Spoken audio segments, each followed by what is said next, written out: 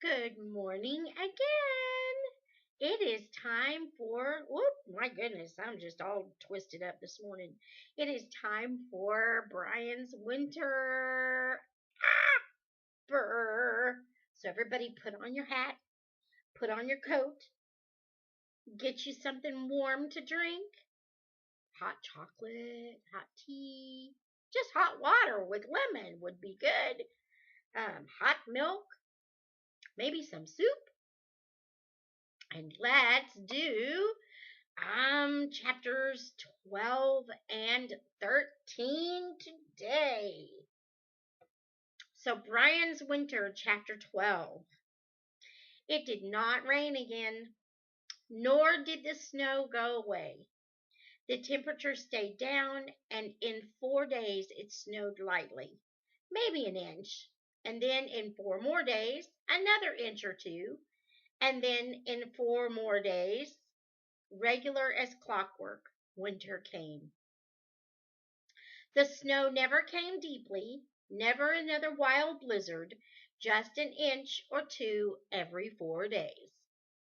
But the snow didn't leave between times, didn't melt, and before long there was a foot on the ground, a foot of dry powder. At first it was all very settled and comfortable.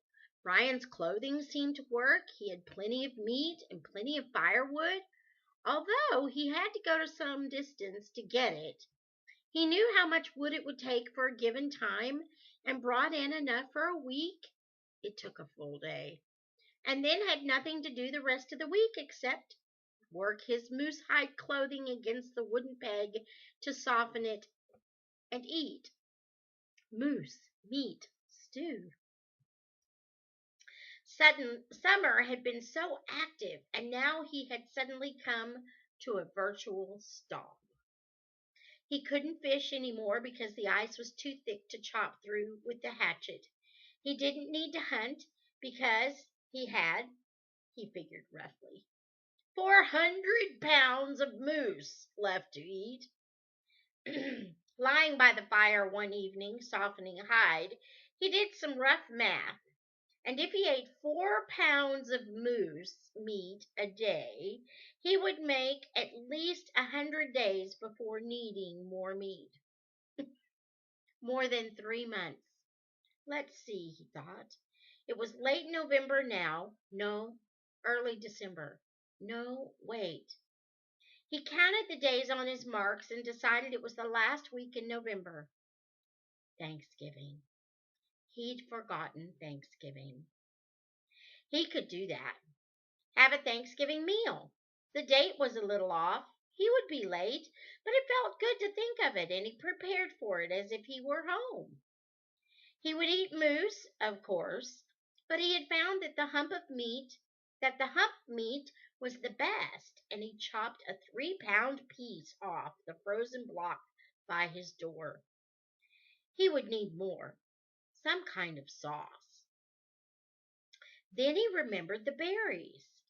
On one of his wood gathering runs, he'd gone past the north end of the lake, and there had been a string of small, scraggly trees loaded with bright red berries. Because everything was under a foot of snow, and he hadn't seen a berry since the summer, these berries, looking fresh and bright, even though they were frozen solid, struck him as very odd. They looked delicious and hung in small clumps, and he smelled them, then took a handful and popped them into his mouth.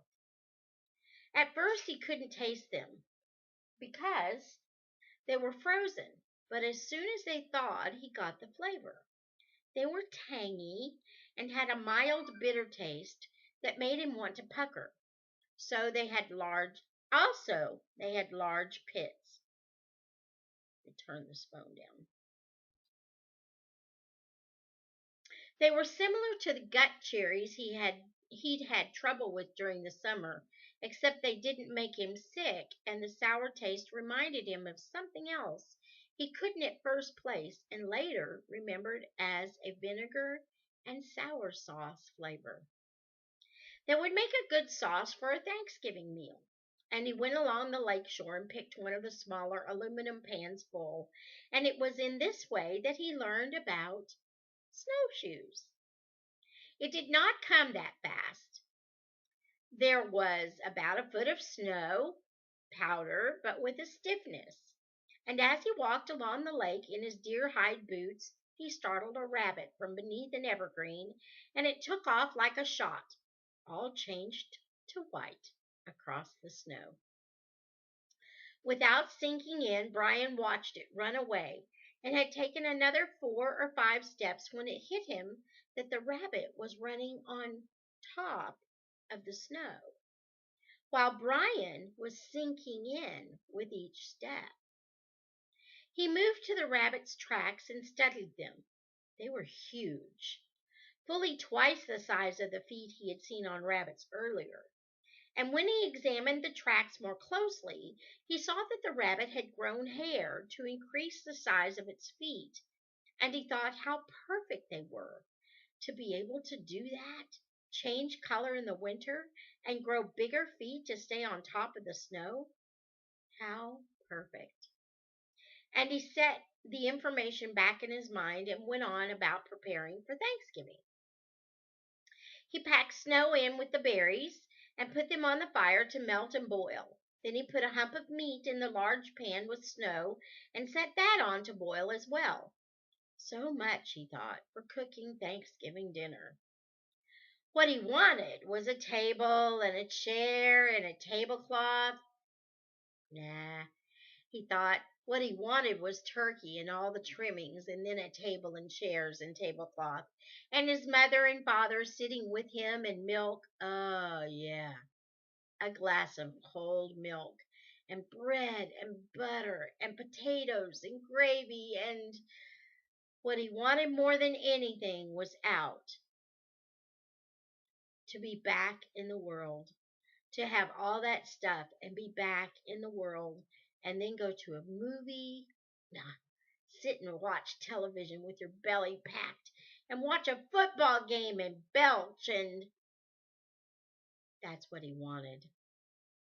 What he did instead was clean his shelter.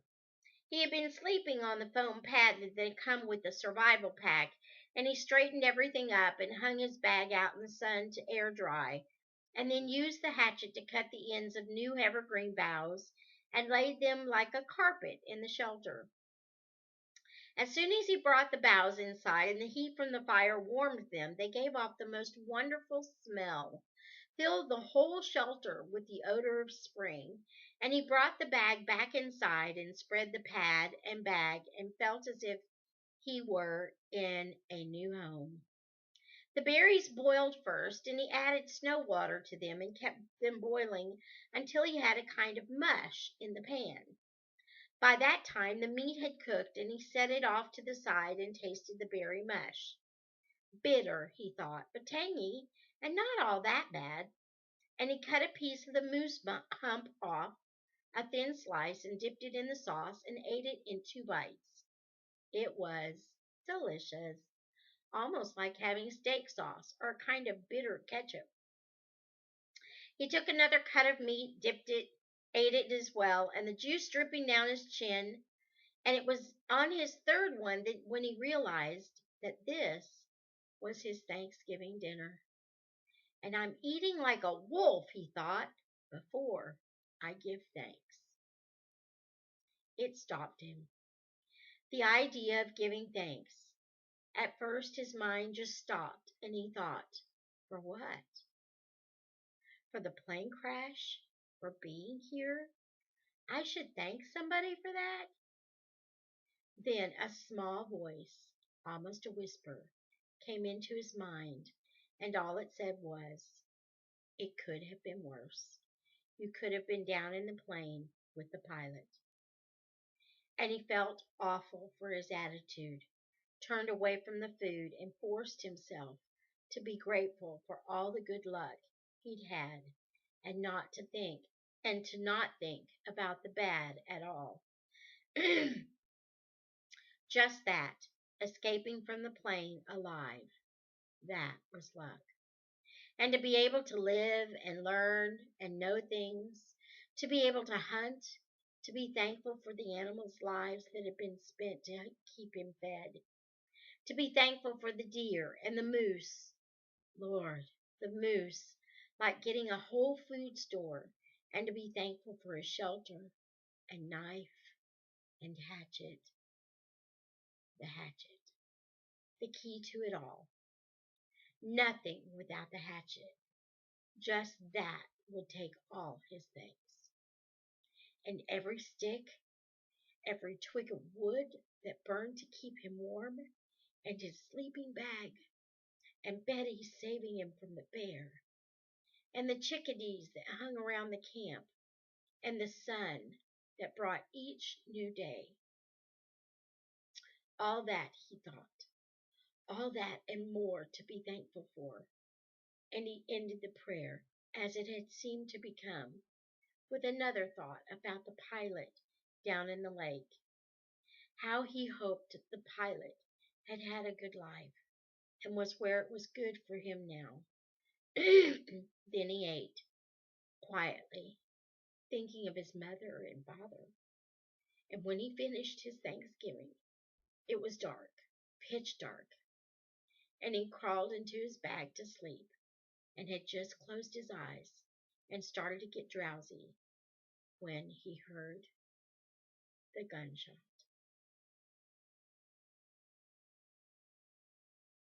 Chapter 13. It did not register at first. The night had grown very cold and still, and the shelter was warm, and he was in that state just between waking and sleeping when he heard a sharp, blistering crack of sound. He was half dreaming and thought it was part of the dream, but it cracked again, a little more away, and then a third time, very far away. By the third shot, he was on his feet and had pushed the door away and was standing in the opening. "Hey! Over here! I'm over here!" He listened and heard two other, much more muted shots, and then nothing. Since he slept with no pants, and his underwear had long since given up the ghost, he was standing nude in the cold air. For a second or two his body heat held, but then it started down fast, and he felt the cold come into him. Still he stood, listening, holding his breath, and he heard one more pop, so far away it could hardly be heard, and after that no further sound. "Hey!" he yelled one more time, but there was no answer, and the cold was getting to him, so he closed the door and climbed back into the bag. It was insane. All that shooting in the dark. Who was doing it? And what were they shooting at? He would have to go out tomorrow and look for tracks, at least where the nearest shot seemed to come from. Somewhere just across the lake. And why didn't they answer him? They must have heard him. What was the matter with them? Was it some maniac? And why hadn't Brian seen him or heard him before?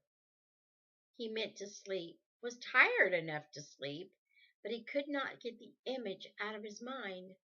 Some crazy man with a high-powered rifle was out there somewhere, shooting at things in the dark. So Brian put a little more wood on the fire and blew on the coals to get it going, and sat all night, dozing intermittently, waiting for daylight so that he could look for tracks.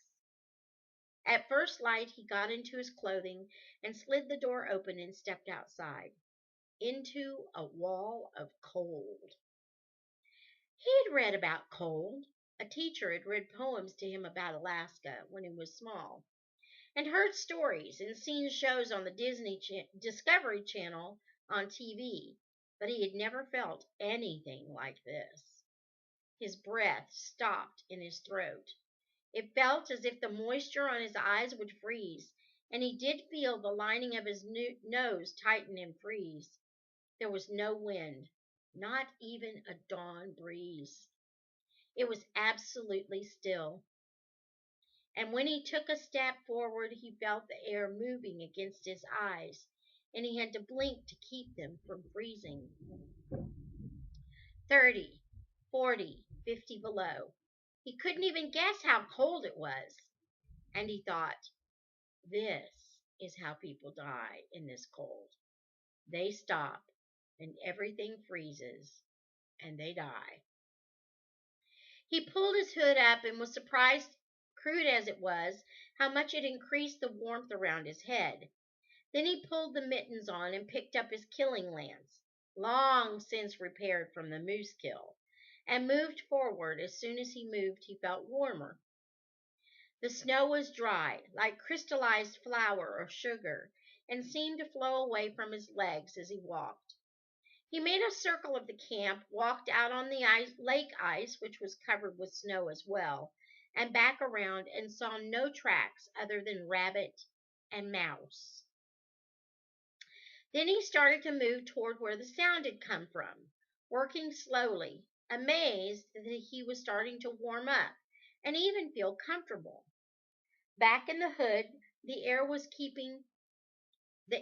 kept from moving and his face grew warmer, and the fact that his head was warm seemed to warm his whole body. And once he became accustomed to the cold, he could look around and appreciate the world around him. It was a world of beauty. It's like being inside glass, he thought, a beautiful glass crystal. The air was so clear he could see tiny twigs, needles on pine trees 50, 75 yards away, and so still that when a chickadee flew from a tree to the meat pile near the entrance, where they flocked and picked at the meat, he could actually hear the rush of air as the bird flapped its wings. Tracks went everywhere.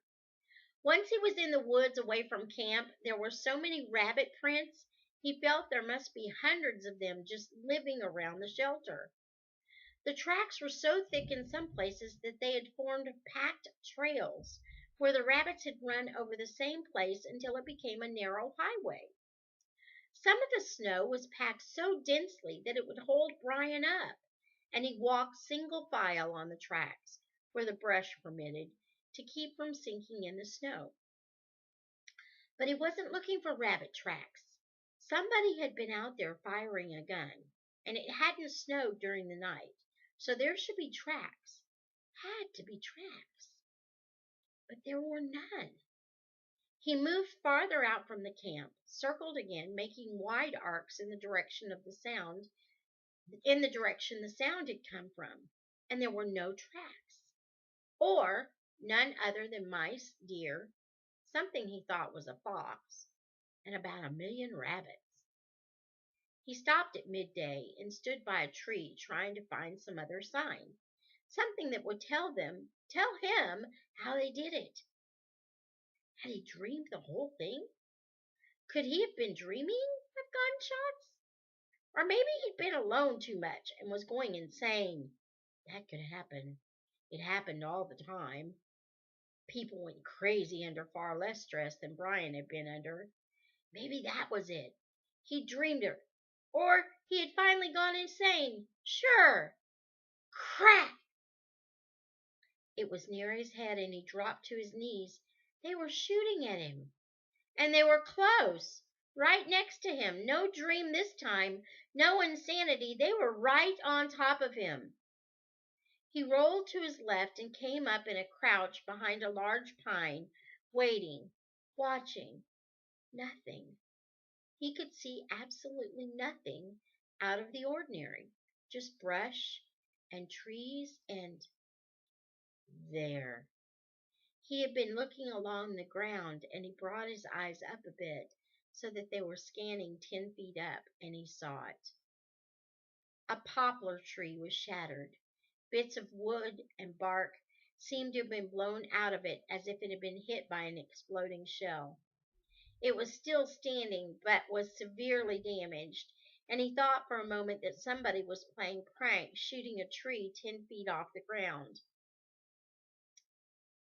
But it hadn't been a shot. He moved closer to the tree and studied it, and there was no evident bullet hole, just the shattering wound. And it is likely he would never have known except that he actually saw it happen, and it was almost the last thing he saw happen on earth. Directly in front of him, not 15 feet away and just slightly higher than his head, a foot-long section of tree exploded with a shattering, cracking sound that nearly deafened him, and at the same time a sliver of wood from the tree came at him like an arrow. There was no time to dodge, move, even blink. The sliver, a foot long and slightly bigger in diameter than his thumb and sharp as a needle, came at his face, brushed violently past his ear, and stuck halfway out the back of the leather hood. He reached up to grab the sliver with his mittens on. Couldn't because they were too bulky, and threw the right one off and grabbed the wood with his bare hand. It was frozen solid, so cold that it stuck to the warm skin on his fingers and he had to shake it off. The tree was frozen all the way through. It was strange, but he'd never thought of it, never considered what happened to trees when it got cold. He just figured they got through it somehow. They just got cold. But there was moisture in them, sap, and when it got very cold, the sap must freeze. He went up to the tree that had just exploded and saw that a whole section seemed to have been blown out of the side, maybe a foot and a half long and 4 or 5 inches wide, just shattered and blown apart, and the force seemed to have come from inside the tree. And he stood back and stared at the wound and thought on it, and finally came up with a theory. The tree would freeze on the outside first, a ring of frozen wood all the way around. Then, when it got truly cold, as it had last night, the inside would freeze. When liquid freezes, it expands. He had learned that in Miss Clammon's science class, or tries to expand. But with the wood frozen all around, there was no space for the center to expand. It simply stayed there, locked in the center, while the outside held it in, and the containment forced the center to build up pressure and still more until it couldn't be contained and blew out the side of the tree. It wasn't gunshots. It was trees exploding. There were no crazy people running around with guns, and Brian hadn't gone off the deep end. It was just winter. That was all. Brian stared at the tree and then around the woods and knew one thing now for certainty. Everything was different. The woods in summer were a certain way, and now they were a different way, a completely different place. And if he was to stay alive, he would have to learn this new place, this winter woods. He would have to study it and know it. The next time, he might not be so lucky. And that's the end of chapter 13. So we did 12 and 13 today. Until next time, may the Lord bless you and keep you. May he make his face to shine upon you and be gracious to you. May the Lord lift up his countenance upon you and grant you his peace.